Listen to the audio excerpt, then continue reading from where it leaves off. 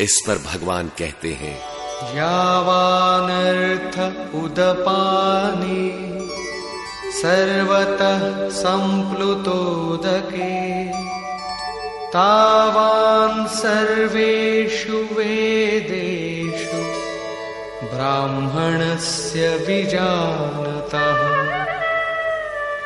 सब ओर से परिपूर्ण स्वच्छ जलाशय के प्राप्त हो जाने पर गड्ढे जैसे क्षुद्र जलाशय से मनुष्य का जितना प्रयोजन रह जाता है, अच्छी प्रकार ब्रह्म को जानने वाले ब्राह्मण का वेदों से उतना ही प्रयोजन रह जाता है। उदाहरण के लिए, राजस्थान में टंकियों में एकत्र वर्षा जल से आवश्यकता की पूर्ति होती है। वहीं गंगा की स्वच्छ धारा प्रवाहित हो जाए तो कोई उन कुंडों का कितना प्रयोग करेगा, किंतु वे जलाशय रहेंगे अवश्य। वेद पीछे वालों के मार्गदर्शन के लिए ही तो रहते हैं। जो वेदों से ऊपर उठता है ब्रह्म को जानता है, जो ब्रह्म को जानता है वह ब्राह्मण होता है। अर्जुन, तू वेदों की परिधि से ऊपर उठ, ब्रह्म को जान, ब्राह्मण बन, यही है जात्यंतर परिणाम। अर्जुन था तो क्षत्रिय, उसे ब्राह्मण बनने का निर्देश हुआ। ये क्रमोन्नत श्रेणियां हैं। इस प्रकार की प्रकृति ज्यों-ज्यों दबती है, दूसरी प्रकृति का उदय होने लगता है। चित्त पर तामसी प्रकृति का दबाव हटना और दूसरी सात्विक प्रकृति का उत्तरोत्तर उत्कर्ष होना, यह जन्म परिवर्तन है। क्या उपर्युक्त पांचों साधन अर्थात जन्म, औषधि, मंत्र, तप और समाधि प्रकृति को घटा बढ़ा देते हैं? इस पर महर्षि पतंजलि कहते हैं, नहीं।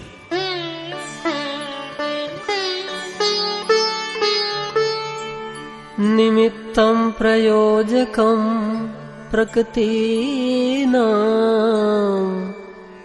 वर्णभेदस्तु ततः क्षेत्रिकवत्।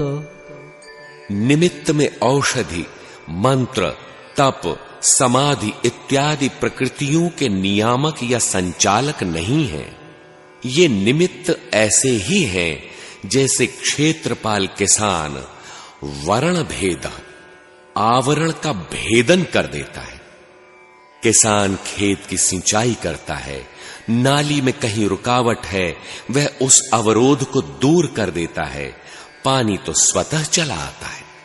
इसी प्रकार जितनी मात्रा में साधक का संयम सधता है, उतनी प्रकृति हटती जाती है, प्रकृति का आवरण झीना होने लगता है, ज्योतिर्मय परमात्मा का सहज प्रकाश होता जाता है। साधक प्रकृति में परिवर्तन नहीं करता, बल्कि विजातीय अवरोधकों को फसल में बाधक विजातीय वनस्पतियों की भांति निर्मूल उच्छेद कर देता है। कृषि निरावहि चतुर किसाना, जिमि बुध तजहि मोह मद माना।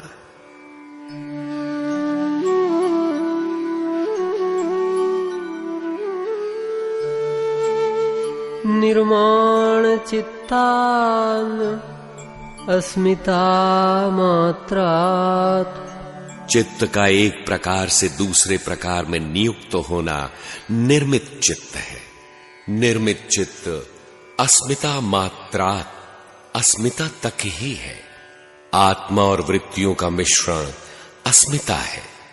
जब तक अस्मिता है, चित्त एक अवस्था से दूसरे में परिवर्तित या निर्मित होता रहेगा। जब यह मिश्रण समाप्त हो जाता है तो चित्त निर्माण नहीं होता, चित्त ही समाप्त हो जाता है। चित्त में अनेक प्रवृत्तियों का बहाव है, वह स्थिर कैसे हो?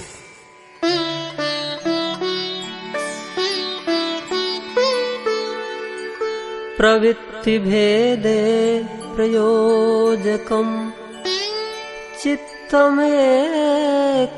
अनेकेषाम्। चित्त वृत्तियां अनंत हैं। क्लिष्ट वृत्तियां लक्ष्य से भटकाती हैं, अक्लिष्ट वृत्तियां इष्ट से जोड़ती हैं। उन्हें स्थिर करने वाला एक चित्त होता है, एक लक्ष्य के प्रति समर्पित चित्त होता है। निर्मित चित्तों के कार्य अनेक प्रकार के होते हैं, फिर भी एक मूल चित्त ही उन सब का नियंत्रक है, प्रेरक है, संचालक है।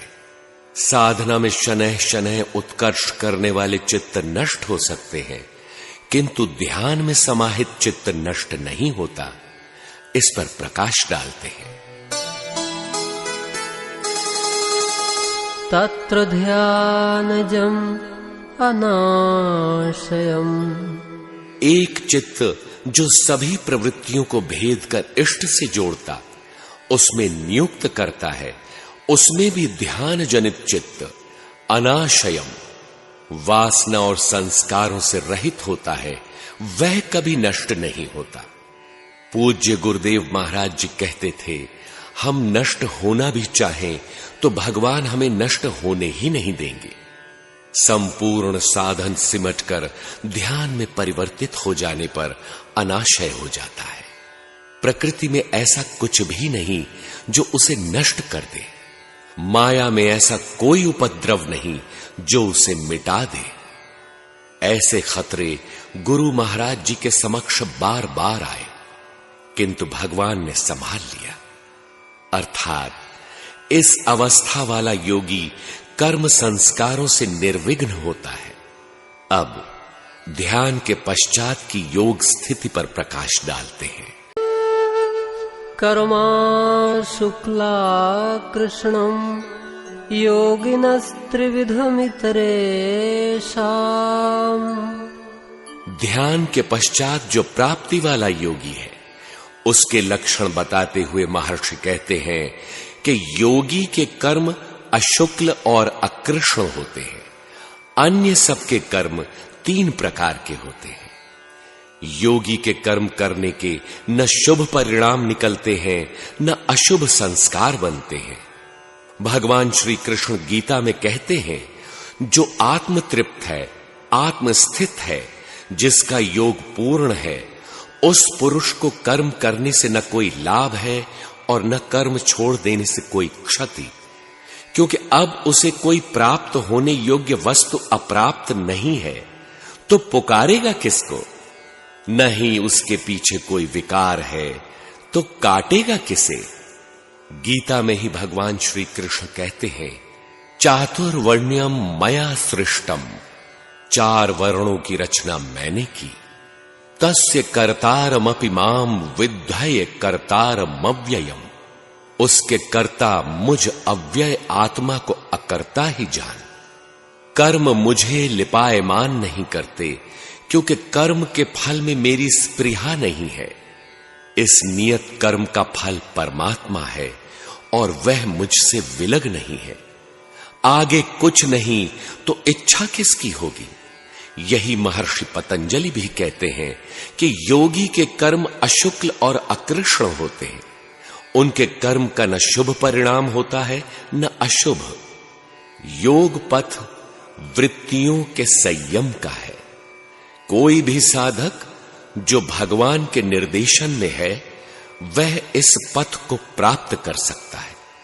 कबीर पढ़े लिखे नहीं थे, किंतु जब उन्हें स्थिति प्राप्त हुई तो बोले, आंख न मूंदूं कान न रूंधूं, काया कष्ट न धारूं, उघरे नैना साहब देखूं, सुंदर रूप निहारूं, संतों सहज समाधि भली।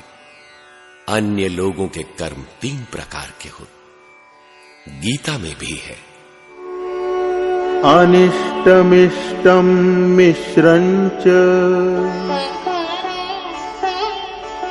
त्रिविधं कर्मणः फलम् भवत्यत्यागिनां प्रेत्य न तु सन्न्यासिनां क्वचित्। सकामी पुरुषों के कर्मों का अच्छा बुरा और मिला हुआ ऐसा 3 प्रकार का फल मरने के पश्चात भी होता है। जन्म जन्मांतरों तक मिलता है, किंतु सन्यासी नाम, सर्वस्व का न्यास करने वाले पूर्ण त्यागी पुरुषों के लिए कर्मों का फल किसी भी काल में नहीं होता, अर्थात योगी के कर्म अशुक्ल और अकृष्ण होते हैं। पुनः उसी सामान्य जनों के कर्म पर विस्तार से प्रकाश डालते हैं।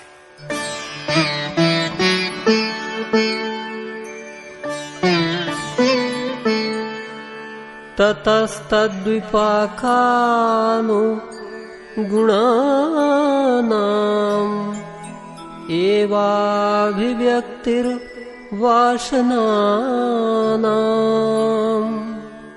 उक्त 3 प्रकार के कर्मों से फल भोग के समय अनुकूल वासनाओं की ही अभिव्यक्ति होती है, अर्थात वासनाएं उपयुक्त वातावरण और क्षेत्र पाने पर ही प्रकट होती हैं। जिस समय जिन वासनाओं के प्रकट होने का अवसर आता है, उस समय केवल वे ही प्रकट होंगी, शेष सब संचित रहेंगे। जो योगी नहीं है, अभी बाह्य स्तर पर है, उनके कर्मों का फल 3 प्रकार का होता है, सात्विक, राजस और तामस।